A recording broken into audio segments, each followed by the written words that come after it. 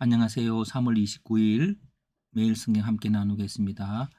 첫 번째 한 문장 요약입니다. 너희는 종으로서 주인의 뜻을 따라 하루에 7번 죄를 짓고 용서를 구하는 형제일지라도 용서해야 한다. 요약 첫 번째, 작은 자를 실족하는 것이 없을 수는 없겠지만 실족하게 해서는 안 된다. 실족하면 연자맷돌을 목에 메고 바다에 던지는 것보다 더 심한 심판이 있을 것이다 라고 했습니다. 그렇다면 이 작은 자는 누구일까요? 오늘 문맥성에서 우리 보면 형제 죄를 범하고 있는 하루에 7번 죄를 짓고 다시 돌아와 회개하고자 하는 그 연약한 자가 작은 자죠. 그런 자를 용서해야 한다. 근데 어떻게 용서할 수 있을까요? 제자들이 믿음을 달라고 하니까 기다시 하나님만한 믿음이 있으면 뽕나무 들어 뿌리가 뽑혀 바다의 신격으로 하여도 그것이 이루어질 것이라고 말씀하십니다. 결국 그런 죄를 용서할 수 있는 것은 그 뽕나무가 바다에 신기우는 그런 능력이 있어야 한다는 것이죠. 그 생명의 능력입니다. 인간에게는 없는 것이죠. 그래서 자, 그 다음 문장. 너희는 명령받은 것을 다 행한 후에 우리는 우리가 해야 할 일들을 한 것뿐이 무익한 종이라고 해야 합니다. 왜냐하면 종으로서 한 일을 한 것이기 때문이죠. 예, 종이 밖에 나가서 일을 한 후에 주인이 식사를 해야 된다면 그냥 그것도 종의 일이죠.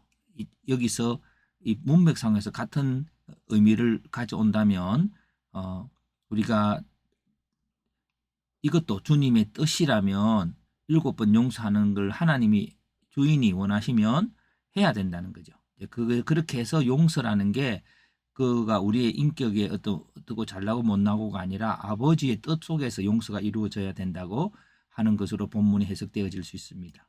그래서 한 문장 요약은 너희는 종으로서 주인의 뜻을 알고 하루에 7번 죄를 짓고 용서를 구하는 형제일지라도 용서를 해야 합니다. 용서의 법이라는 주제로 패턴화해 보면 용서의 원리는 주인의 뜻이고요. 용서의 방법은 7번이라도 용서를 해야 되는데 용서할 수 있는 것은 생명입니다. 겨자씨 한 알 같을지라도 가능한 거죠.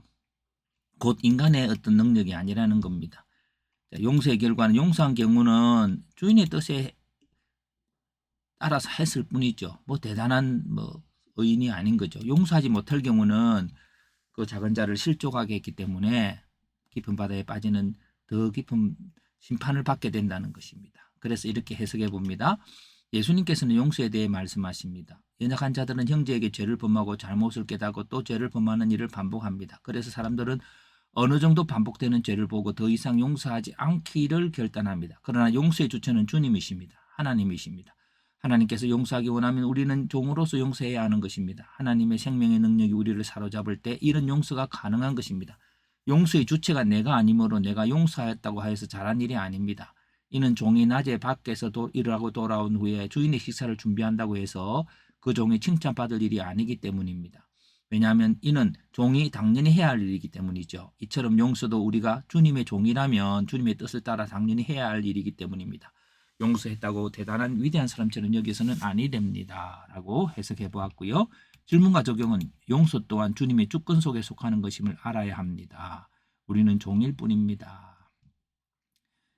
가치관의 주체가 주님이셔서 따라가야 되고 그 용서 또한 주님의 가치관 속에서 있는 일이므로 우리가 용서해야 합니다. 용서의 하나의 방법을 말하고 있습니다.